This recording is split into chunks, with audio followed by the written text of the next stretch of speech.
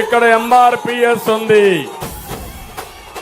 ఎక్కడ పోయినా ఎంఆర్పిఎస్ కార్యకర్తలు ఈ 3 పార్టీలతో సమానంగా జెండాలు పట్టుకుని మేము సైతం అని చెప్పి ముందుకు వచ్చారు.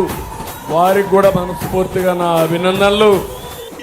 ఇక్కడ ఎంఆర్పిఎస్ ఉన్నారు.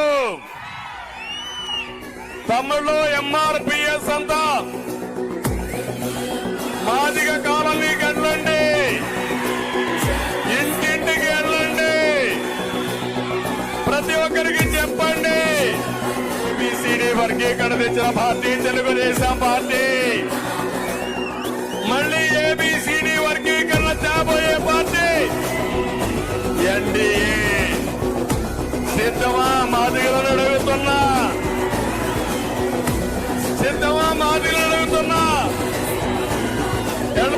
తొందరగా వెళ్ళి అందరికీ నా మాటమే చెప్పండి.